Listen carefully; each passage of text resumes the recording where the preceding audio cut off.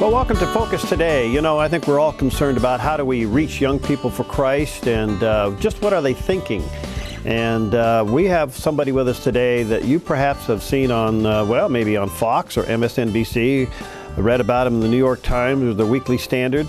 Delighted to have with us today Bradlee Dean. He's an ordained preacher, syndicated columnist, heavy metal drummer, syndicated talk show host, Sons of the Liberty radio program, and heads up a ministry, You Can Run But You Can't Hide, International Ministries. And Bradlee, nice to have you. Where are you, man? I'm in Minnesota right now, and it's nice and cold here. We just got back from California, as a matter of fact, from 70 degrees to minus 12 in Minnesota. So we're in Minnesota here. Nice to have you with us. Hey, quickly, tell us about You Can Run But You Can't Hide. Tell us about your ministry. Well, what we've done is we've done 340 high schools across the country because we didn't want to be a part of the problem. We wanted to be a part of the answer. And I grew up a fatherless kid, and I knew what it was like in public schools. And I also realized as to what was going on in public schools. So what we did is we got a team of 30 people together, and we just started doing public schools, and we've done 340 since. Now, primarily a band, right? Well, we used the band Junkyard Prophet, and Junkyard Prophet is second best unsigned band to a band called POD. And the reason we are second best unsigned because we didn't want to take the label offers. We said no to the money, and we said yes to the high schools across the country. Good for you. Good for you. What are you feeling in these schools, Bradlee? I mean, what's the hunger like for among young people today? Well, let me give you a case in point. We did a high school assembly in Pensacola, Florida, and there's churches all across the schools, just scattered across the terrain there. And so there's 5 churches around the public school. We go into the public school, they're teaching them evolution, and they're trying to figure out why they're being taught evolution. They're trying to figure out why they're being taught International Baccalaureate and No Child Left Behind. And what we find is that the kids discern like nobody's business. They are smart as a whip. We just have to educate them and show them where they came from so they know where they're going. And for the most part, they don't know their history. Therefore, that's why they're lost and don't know where they're going. Very interesting. Are you running into any legal oppositions to what you're doing? We did last year for the first time, as a matter of fact. We did a high school in Dunkerton, Iowa. And after we did the high school, Jake actually did the high school program there. And he was just basically sharing about the morality and the level of influence. And he brought up a quote from Elton John, and I don't mean to be grotesque, but this is what Elton John said, that it's okay to have sex with anything, but you draw the line at goats. And Jake had asked the students, is this permissible? Is this a good moral standard? And the kids said no. So the homosexuals jumped on it and said it was hate speech and bigotry for telling them what Elton John rightly said and what he stated. So what we did is the media got involved, and this is what they do without fail, Perry, is they get involved and they try to demean anybody that stands up against the agendas that are being promulgated throughout the country. And so what they did is they attacked my ministry, and once I seen that, I turned around. We went back to Dunkerton, Iowa. We had a little bit of protest, but we filled the churches, and we told the churches what were, as to what took place in the public school that day. And keep in mind, we did that school 3 times with high referral. So we never had any public opposition in public schools up until about 2005 when they started to push the homosexual agenda. Liberty Counsel gets involved, writes them a letter and says, you better back off of this situation. And the only thing their attorney didn't do is buy us a steak dinner with lobster. So we turned it back on them. Attaboy. Well, listen, there's so much here. First of all, you have not shied away from any of the hot social issues. You take them on in your presentation, right?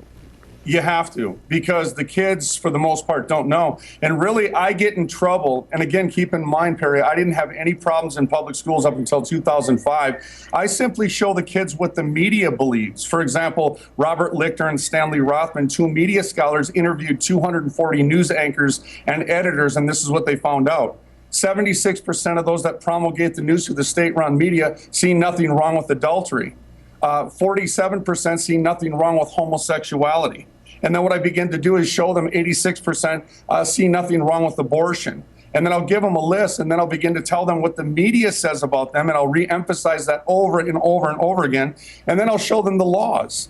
And I'll say, in 1962, did you know, for example, that adultery was against the law in every state of our union? and I'll ask the kids how many are from broken families. And you'll see half the hands up in the room, in the room go up, and they'll say that we're from broken families. And I'll tell them, do you know that the media thinks that's okay? So in other words, we attack the issues, we show them who's promulgating the lies, and then we show them the law. And once they see the law, then they can make the right choice as to see what's right and what's wrong. And what you'll find is 95% of those kids in public schools don't agree with what they're being taught today. Wow. Do they actually vocalize that in response to you? Like say in a rally or an assembly, do they say, hey, this is what we're being taught, and why are you telling us something different? I did a school in Missouri, had the highest crystal methane rate in the country. I was showing them the moral issues just going through my presentation. I showed them a picture of little Samuel Armas who had spinal bifida. And he was the famous baby that put his hand outside the womb and grabbed the doctor's finger. Right. I had the principal come out and say to 700 students, if this offends anybody, you can leave. One student and one teacher walked out of the room. And it was as if the Lord was putting his hand on those students and just saying, you know better than this.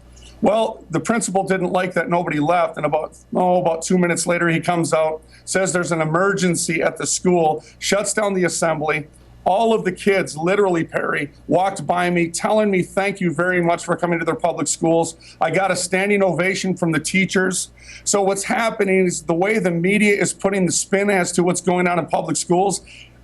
Case in point, it's just the exact opposite. The students don't believe it. The teachers don't agree with what's going on. And it's about time that the American church stands up and takes their rightful ground and gets back to those kids and say, hey, hang on a second. Those kids belong to us, not the state. Boy, amen to that.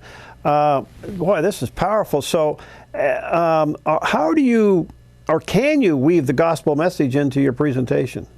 Well, what I do is Jesus always spoke in the natural, teaching spiritual lessons. So what I do is I go back to 1962. I show them the moral fallout. And then at the very end of the program, I'll begin to show them the price of their freedoms. For example, Perry, I'll ask them, natural analogy, how many of you in this room know their Constitution? Well, a lot of times they'll laugh at me and I'll say, well, I don't know what you're laughing at me for. If you don't know your Constitution, you don't have any rights. So who's laughing? Then I'll ask them the next question, how many in this room have uncles, aunts, moms, dads, cousins, so on and so forth, grandpas and grandmas that have served in foreign wars? Well, 85, 86% of the hands in the public school all across the country go up. And then I'll say to them, how many of them died? How many of them fought, bled, and died to ratify the Constitution that you yourself have never read and you think it's funny? And then what I'll do, Perry, is I'll show them the price. For example, World War I, 116,000 men, women died to ratify the Constitution that you don't know. I'll bring them to World War II, 405,399 men and women died fighting and bleeding, ratifying the Constitution that you don't even know. And then I'll bring to Vietnam, where my cousin was killed. 58,000 were killed in Vietnam, 36,000 in Korea, and up to date, Afghanistan and Iraq, 7,700, and it may be up to 8,000 now. And I'll say, now just think, guys, what would you think, now knowing the price of the freedom that you've been given, now what would you think of me if I said, let's go desecrate the gravestones of those men and women that fought, bled, and died to give us what we have today? I'll have one of the students shout back to me, this is at the end of the assembly, Perry. Yeah. They'll say back to me, I'll rip your head off. And I'll say, now you're beginning to understand why I do high school assemblies all across the country.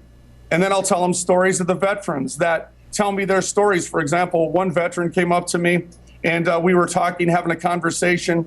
And he had told me that when he went to Germany, there was a company of 50 and he left in a tank. The tank got hit in Germany by a mortar, blew up 3 of his buddies, came back. All 50 of his buddies were gone as far as his company went as well. And then this older man put his hand over his mouth and started shaking. And he said to me, Perry, he said, you just have to put it out of your mind. And I'll tell the students, there is no way that I am going to put the price of my freedoms out of mind. And I don't expect that you would neither. And what happens at the very beginning, from the music that we play to the very end, there's a complete transformation and a conversion. Now these kids understand the price of their freedom. And when they have price of their understanding, I'll tell you what, they'll act in accordance. They want to know their founding documents. And for the American church, we need to understand what George Washington rightly said. He said religion and morality are the essential pillars of civil society. Right. So we need to know first and foremost the Word of God and the Constitution, which are the two sciences that run together. And now they stand up and they have a reason to live and fight. Wow, that is absolutely wonderful. Before I take a break and come back, let me ask you this. When you go in and you do an assembly like this, do you offer like a follow-up in a church the following night or something like that? What we do is we always reach out to all the local churches, and we tell them that we're coming into public schools, but we also make them aware of the fact that, listen, there may be some opposition, especially now, Perry, because times are getting more intense. And we'll let them know what's going on, and we're more than welcome to meet, to do what we have to do to make it work for the communities at large. And if the kids, what we also do is we hand out little booklets on a voluntary basis. If they want a little booklet, they can have one and then get plugged into their local church. So if the youth pastors come, great. If the senior pastors come, great. If they don't, they still can go online and they can check things out. And if they want to get hooked up into a community church, then that's what they're going to have to do outside of the fact when we leave their premise. Bradlee, you know what's so encouraging to me? You're confirming something that I have been sensing for quite a while as we watch somewhat generational research and science, and that is young people not only want it, but they get it, and they get it faster than we give them credit for. Oh, absolutely. You know, I wanted to make another point, too, as well. When we did that high school in Pensacola, Florida, 86% of the kids that are in public schools today are sent there by their parents that are Christians, patriots, and or conservatives that complain about the administration at the present. And the kids in public schools are trying to figure out if their pastors love them so much and their parents love them so much, then why are they throwing us into public schools, being indoctrinated by the federal government illegally? Because if you read Article 10 of the Bill of Rights, you can see that the federal government has no business whatsoever teaching your kids in public schools in any sense of the word. Well, there you go. Let's just talk a couple of issues. You obviously have brought U.S. history, true U.S. history, back into your presentation and Constitutional Bill of Rights. What about hot topics like abortion and gay marriage? Where are young people with that today? Are they just airheads with it, or do they actually? they're not airheads. They know that they're being lied to, Perry. Yeah. They know that they're being lied to. They know it's not right. They're teaching them in public schools now. You're seeing GLS-EN go into public schools and say that you're bullying us if, in fact, you don't agree with us. Well, if you go back to 1961, just to give you some stats, it was illegal to be homosexual in every state in the country, in the union. If you were caught in the act of sodomy, you'd go to prison for 21 years if you were caught in the act of sodomy in Rhode Island. And all the way up until 1973, it was considered a mental illness. Now, you got to keep in mind with one of the topics that's being taught and thrown down the throats of the kids in public schools, Kevin Jennings, Obama's Safe Schools Czar, wrote a foreword to a book called Queering the Elementary. And then once you begin to understand what they're really trying to do in public schools, they're trying through totalitarian measures to shut up anybody that doesn't agree with it. They're trying to push down their throats. And literally, this is what's going on. They're just trying to squelch their First Amendment. They're trying to tell them what they can say and what they can't say. And the kids are going to get more vocal about this. I see more than anything, Perry, just to answer your question, I see this is going to backfire completely all across the country once the younger generation gets leadership that they're looking for. And once they get that leadership, you're going to see a completely different set of young people across our country. Again, they just need to know their history. People are destroyed for the lack of knowledge, and we need to give them that knowledge. Hosea 4:6. What do you think? Why do you think so many young people are for Obama when he seems to be so anti-everything that's American? I don't necessarily think they do. I mean, if you look at the DNC, for example, the Democratic National Convention, they had to move it from a 74,000 seat arena to a 20,000 seat arena. Just in Wisconsin, which is a state across from us, they said the state-run media likes to promulgate the lie. They like to push everything through deception. They said that he sold out 18,000 seats there, when in fact there's only 5,000 seats in that arena. And if you remember, right before the re-election, Stevie Wonder's Obama's pal, he couldn't even get 200 people to come up to fundraiser to raise finances for Obama's campaign, re-election campaign. It is interesting, though, however, that the RNC, we were there in Florida. I was there on Radio Row showing the older people at the RNC, listen, we have to get with it. You have Obama going from college to college to college to college, and the RNC doesn't have a clue as to what's going on. Mm-hmm. And I like to tell them, if you look at history, Mao Zedong did the exact same thing, Adolf Hitler did the same thing, Stalin did the same thing, and what you're seeing today is exactly verbatim. Obama is emulating these dictators in every sense of the word, but I don't see it going down that way. I don't see that he has as much favor as the state-run media likes to give him in any sense of the word, and I'm telling you that from experience. Well, in spite of the fact that some of these kids probably have zero spiritual mooring, there seems to be a spiritual reality to them, which is kind of an oxymoron.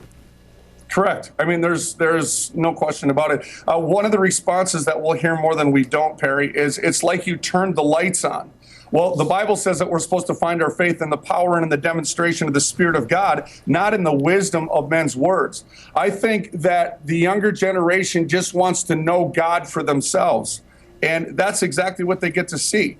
Because you have a long-haired rocker dude coming in doing public high schools across the country, and what do they expect? They expect me to push down upon them, indoctrinate them, party life, so on and so forth. Well, when in fact I come in there and I do just the exact opposite, and I tell them what Thomas Jefferson rightly said, that if a nation expects to be ignorant and free, it expects what never was and never will be.